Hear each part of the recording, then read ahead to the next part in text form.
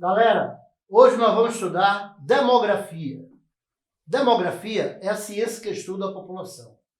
Qual o conteúdo que nós vamos trabalhar inicialmente em população? A distribuição populacional. A grande característica da distribuição populacional é a sua irregularidade. Nós temos uma irregularidade muito grande na distribuição da população no mundo. Para você ter ideia, existem áreas com grande quantidade de habitantes, como o Sudeste Asiático, como também nós vamos encontrar o extremo norte do Canadá e o extremo norte da Rússia com uma baixíssima densidade demográfica. Isso deve-se a fatores físicos, históricos e econômicos. A depender da área, o fator físico vai justificar ou o fator histórico ou o fator econômico. Como nós falamos a respeito da distribuição populacional, iniciamos com países que apresentam maiores populações. Antes de falar dos países, eu preciso citar os continentes mais populosos. A Ásia, com 4 bi e 100. A África, 1 bilhão e 115 milhões. A América, 966 milhões.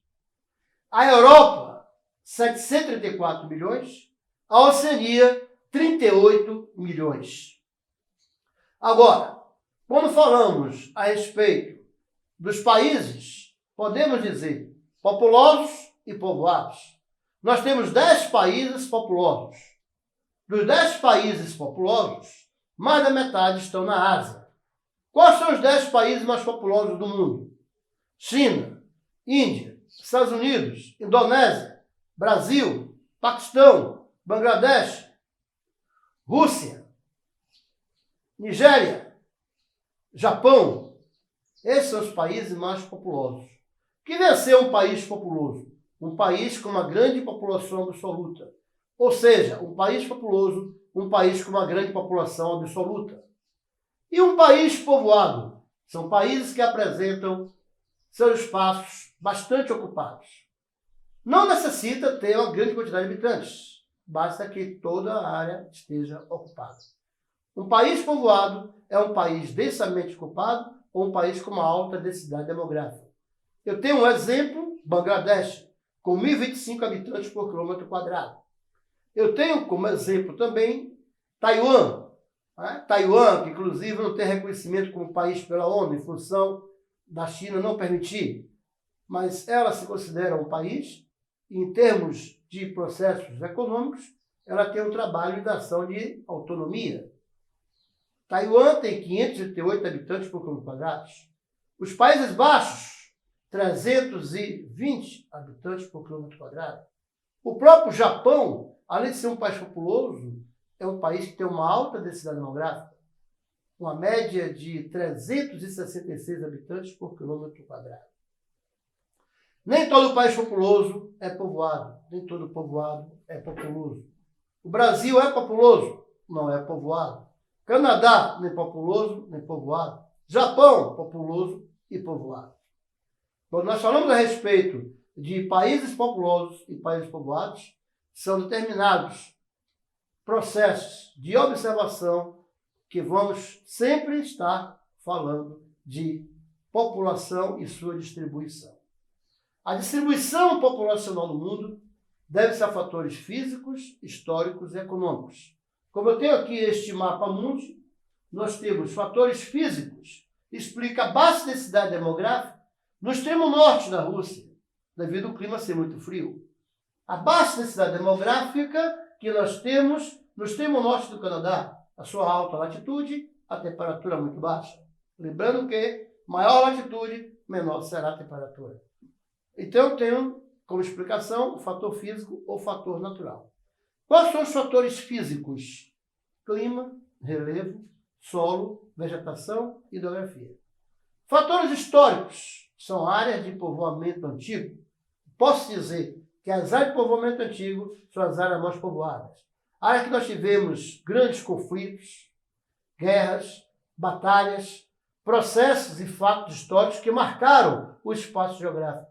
Como, por exemplo, a Europa Mediterrânea, o sul da Espanha, a Itália, a Grécia, a Península Balcânica, região do Império Greco-Romano, como também no Sudeste Asiático, percebemos uma alta densidade demográfica.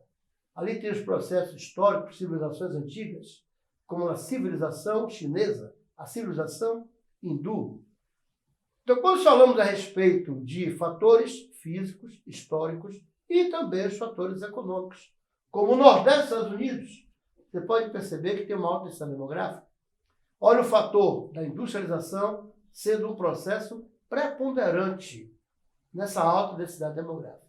Como também na Europa Ocidental nós temos influência marcante do processo da industrialização, justamente entre a França e a Alemanha, região do Vale do Reno Ruhr. Como também eu posso trabalhar o mapa do Brasil, que veremos daqui a pouco. Mas antes de chegar em Brasil, eu queria lembrar determinados conceitos referentes à distribuição populacional. País populoso, país com grande população absoluta. País povoado, país densamente ocupado ou com uma alta densidade demográfica. Densidade demográfica é a distribuição da população pela área. A densidade demográfica, ela tem o objetivo de indicar quantos habitantes tem pela área. Apesar dela ser um dado vago e pouco significativo, pela densidade demográfica você não pode reconhecer a riqueza de uma sociedade. Ao contrário da mortalidade infantil, da expectativa de vida, da taxa de natalidade, do IDH, são dados que lhe fornecem informações a respeito do nível socioeconômico de um país, de um estado, de uma sociedade. Mas a densidade demográfica já não te dá essa condição. Então, eu queria lembrar a todos que densidade demográfica é a distribuição da população absoluta pela área. Nós temos um cálculo na física, lembrando muito bem, densidade demográfica é igual a população absoluta sobre S. População absoluta, PA. S, na física, espaço, superfície e área. Inclusive, o Brasil é um país que tem uma baixa densidade demográfica, 21 habitantes por quilômetro quadrado. Quando falamos a respeito de distribuição populacional, não posso deixar de citar a denominação de área ecúmena, área anecúmena.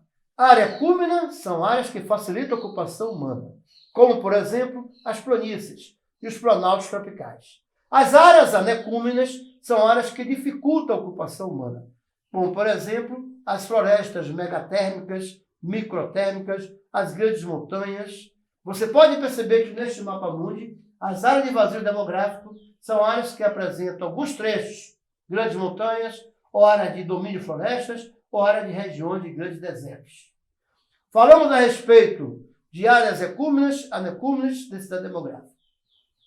O que é que eu entendo sobre superpovoamento?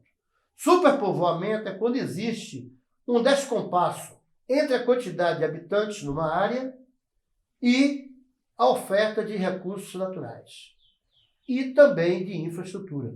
Quando existe um descompasso entre a quantidade de habitantes, os recursos naturais e a própria infraestrutura, você vai ter uma área superpovoada. O Brasil é um país populoso, pouco povoado, mas dentro do território brasileiro nós temos cidades, nós temos áreas superpovoadas.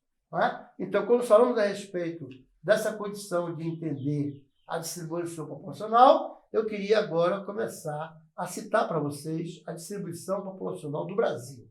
Observando este mapa do Brasil, de densidade demográfica, o Brasil tem a maior parte da sua população concentrada no litoral ou próximo ao litoral. Eu posso dar duas razões que explicam esses fatores. Primeiro, o processo histórico, a condição do país ser uma ex-colônia de exploração. E o segundo processo que posso explicar isso é justamente a concentração das principais atividades econômicas. As principais cidades, capitais e metrópoles estão juntas ou próximas ao litoral.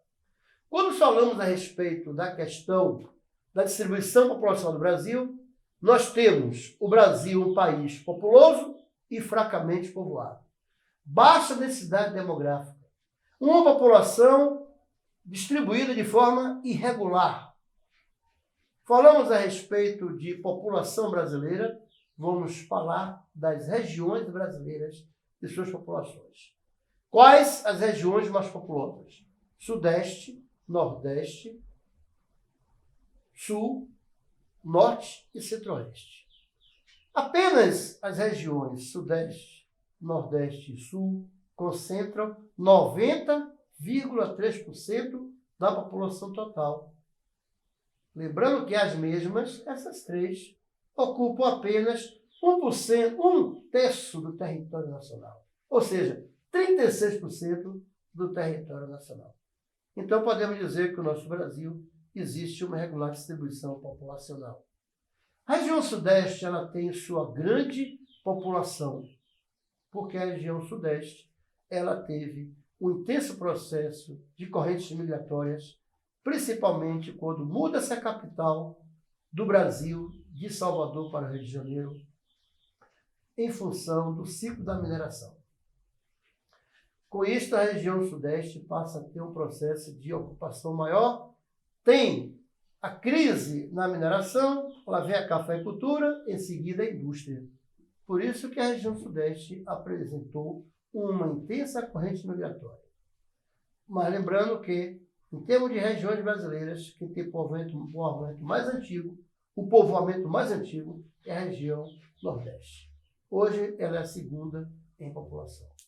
Depois vem a região Sul, que foi uma região que teve a colonização moderna, ou chamada colonização de povoamento, que foi justamente a chegada dos imigrantes que tiveram apoio e incentivo de governo, de fazendeiro, para ocupar e desenvolver nas regiões, inclusive, atividades agrícolas e pastoris.